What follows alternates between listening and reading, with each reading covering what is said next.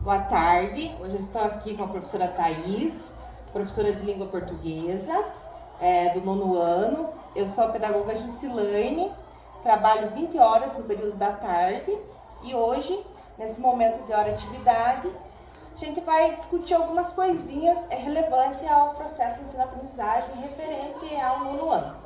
Primeiro quero te agradecer, professora, obrigado por ter sido tão receptiva assim, quando eu propus agendar esse momento de hora de atividade. E umas questões assim que eu gostaria de conversar, ser breve, bem objetiva, devido ao tempo, né? Hoje, vou ler aqui para a professora o que a gente vai falar, né, nesse momento de hora de atividade. São as características da turma, distorção de idade série, estudantes aprovados por conselho, relacionamento interpessoal, problemas de frequência, defasagens de aprendizagens, nível de proficiência do ano de 2023, o SAEB, descritor, da próxima aula que eu fui lá no RCO, pesquisei, não sei exatamente se a professora vai utilizar essa aula 8 na próxima aula com o 9º ano, mas fica de sugestão daí, né? E de acordo com o planejamento e as técnicas de gestão de sala de aula que estão incluídas neste planejamento da aula 8. Assim, então, primeiramente eu queria que a professora falasse sobre a característica da turma do 9º D. O 9º D, pelo que eu percebo, é uma turma assim bem receptiva, desde o momento assim de interagir com eles ali quando a gente chega na sala, então ali eles sempre são assim muito propícios à interação. São sempre muito educados, sempre me recebem bem, assim, então é uma característica que desde o primeiro momento que eu entrei lá, agora no mês passado, em fevereiro, eu já gostei. E isso torna a turma assim, a sala de aula em si um ambiente propício para a aprendizagem. Então eu vejo que o fato deles terem essa característica mais empática, de se aproximar da gente logo de cara, pelo menos foi assim comigo, facilita com que a gente chegue mais perto deles na questão de ensinar. Então ali estabelecendo já esses primeiros contatos com eles, a gente já consegue se aproximar ali na hora de ensinar um conteúdo e na hora também de dar o suporte necessário para eles fazerem uma atividade ou até mesmo, principalmente, na hora de ajudá-los ali com uma dificuldade que estejam tendo ali na realização das atividades, na compreensão do conteúdo e principalmente nesse ano, né, que por ser ano de SAEB, é um ano que a gente precisa trabalhar bastante a questão dos escritores, né, das habilidades vinculadas ali aos campos de atuação humana, dos gêneros textuais, língua portuguesa. Então ali os fatos de serem assim, como eu falei, simpáticos, né, acho que a palavra que eu estou tentando procurar é simpatia, já facilita todo esse processo. Então é uma turma que eu gosto muito, eu percebo ali que rende muito o que eu planejo, que eu sempre tenho que planejar assim além. Porque outra característica que eles têm, além da simpatia, é a curiosidade, então eles são curiosos. E a língua portuguesa, por ser uma área das linguagens, né, ela é ampla, né? Ampla, então a gente consegue trabalhar várias questões. Tanto que no gênero ali que a gente parou a aula 8, que é a entrevista, deu para trabalhar várias questões, assim, como por exemplo direitos da criança e do adolescente, que é a temática da aula em si, é a temática. Eu percebi que eles também se interessaram muito, eles foram atrás, teve alguns alunos que fizeram entrevista comigo aqui na supervisão, vi eles indo atrás de outros profissionais aqui dentro da escola, achei que foi uma atividade assim bem participativa por parte deles. Bem mão na massa, e eles gostaram muito, tanto que a primeira coisa que eles falaram pra mim na semana passada, quando eles chegaram na sala de aula, foi: professora, por favor, faça mais aulas assim, porque eles gostaram da parte assim da mão na massa. Da mão na massa, desde sair pela escola procurando pessoas para entrevistar, fazer as perguntas, e claro que antes disso teve todo um planejamento por trás, eles não fizeram qualquer pergunta, a gente analisou a questão do que podia ou não podia perguntar, estudamos o Estatuto da Criança e Adolescente para eles terem respaldo para poder fazer as perguntas. Então ali rende não só essa atividade do gênero entrevista, mas até então tudo que eu trabalhei ali com eles eu pude perceber um grande rendimento. E eu pude perceber porque eles conseguiram resolver as atividades que eu propus, desde a questão ali escrita da redação Paraná, que eu trabalho em língua portuguesa no 9º, aos quizzes, que apesar de não ser cobrado na língua portuguesa, eu sempre trabalho em modo papel ali, o pico de maestria, quando eu tenho acesso aos tablets, para eu ver ali, em questão de gráfico mesmo, se eles estão aprendendo ou não. E os resultados deles sempre são muito bons. Ah, sim. Então, assim, com relação à distorção de idade de série, nós temos o Adrian, o Denis, o Wesley, o Yuri e a Mayara. Desses estudantes aqui, foi proposto que eles fizessem aquela avaliação de reclassificação para o ensino médio. Porém, 3 quiseram, os demais preferiram continuar ali no 9º ano e seguir o ano letivo no 9º ano mesmo, mas foi oportunizado. Aí temos a Ana Vitória, que ela foi aprovada por conselho de classe ano passado. E problemas de frequência, temos a Esmeralda e a Mayara. Tem mais alguém que a professora percebeu com problema de frequência ou que está, de repente, dentro da escola, mas não está assistindo a aula? Nesse aspecto, 2 casos. O primeiro caso que eu comentei com você, mas que aparentemente já se resolveu, é o caso da Emily. A Emily Eduarda, né? Lembra que eu comentei que ela está frequentando. E agora ela está frequentando normal. No outro caso, assim, faltas ou às vezes até mesmo de estar dentro da escola e não estar dentro da sala de aula, chegar atrasado, que eu quero dizer, é o aluno Jerry. Mas aí também sempre tem todo o suporte da sua parte, enquanto pedagoga da equipe. Né, conhecimento da família, de antecipação. A família também, já conversei com a família, então não é uma coisa que está acontecendo despercebida, né? Tem todo o acompanhamento e tem melhorado com o passar dos dias e, se Deus quiser, melhora mais. E sobre as defasagens de aprendizagem, a professora não identifica, assim, alunos que tenham muita dificuldade naquela turma? Eu consigo identificar, sim. Assim como toda e qualquer sala de aula tem alunos ali e tem as suas especificidades. Cada um, né, tem os seus pontos fortes e os pontos fracos. Em língua portuguesa, eu noto que tem uns alunos ali que têm, de fato, dificuldade com a escrita e com a interpretação do texto como um todo. E isso eu acho que é uma realidade de quase todas as salas de aula agora no período pós-pandemia. Mas ainda assim, como eu falei no começo, o fato deles terem essa disposição, essa simpatia, essa sagacidade e essa curiosidade facilita mais com que a gente explore essas dificuldades e tente melhorar. Que é uma coisa que, se o aluno não tiver essa vontade, não é possível, né, fazer muita coisa. E ali eu vejo que tem. O caso do Gabriel ali, que eu comentei com a professora, naquele dia que a professora estava na sala, é um aluno assim que eu vejo que tem dificuldade, às vezes ele tenta dar uma escapadinha ali, mas ele sempre faz, pelo menos ali quando eu me disponho ali, vou ali, fico perto dele, ele sempre produz ali a atividade solicitada, seja uma redação ou uma atividade da sala de aula mesmo. E assim como eu comentei ali da questão da entrevista, ele gosta dos trabalhos mão na massa, assim como todos. Atividades mais práticas. Mais práticas. Então, assim, eu acho que foi falado, né, no dia de estudos e planejamento, a questão do nível de proficiência de língua portuguesa. Mas eu vou relembrar aqui, né, que nós estamos no nível 2, que ainda é considerado nível básico.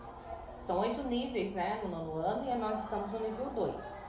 A nossa escola atingiu 227,85 as habilidades que eles adquiriram, né, que foram ali, como são capazes de localizar informações explícitas em fragmentos de romances e crônicas, identificar temas, assuntos de poemas, charges, relacionando elementos verbais e não verbais, reconhecer o sentido estabelecido pelo uso de expressões, de pontuação, de conjunções em poemas, charges, fragmentos do romance. Reconhecer relações de causa e consequência e características de personagens em lendas e fábulas. Reconhecer percursos argumentativos em artigos de opinião. Então, a gente espera, né?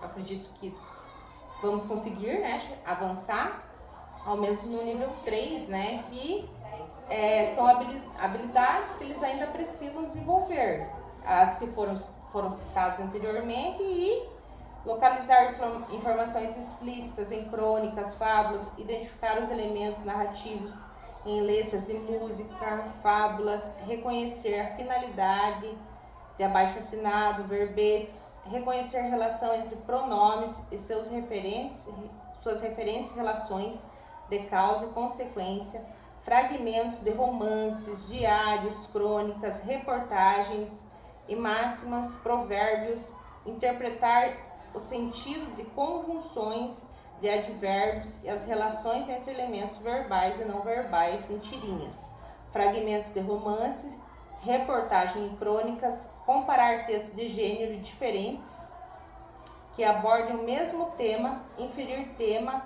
ideia principal em notícias, crônicas, poemas, inferir o sentido de palavras, expressões em história, em quadrinhos, poemas e fragmentos de romance. Parece muito, né? Mas se a gente for analisar para até atingir o nível avançado, ainda é pouco, né? E assim, então o que eu observei? Que na aula 8, a gente tem o descritor identificar a finalidade de textos diferentes. E eu sei que a professora gosta de pesquisar, lê muito, entende sobre as técnicas, né, de gestão de sala de aula, de Doug Lemoff. Esta aula, ela traz 4 técnicas, que é a Vire e Converse. Sim.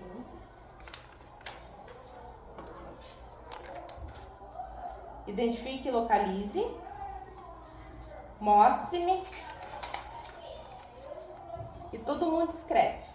Então, assim, como a professora falou, que eles são bem ativos e tem que planejar muito para dar uma aula. Lá eu ainda pensei, olhei o planejamento, falei assim, não, mas é muita coisa para uma aula só.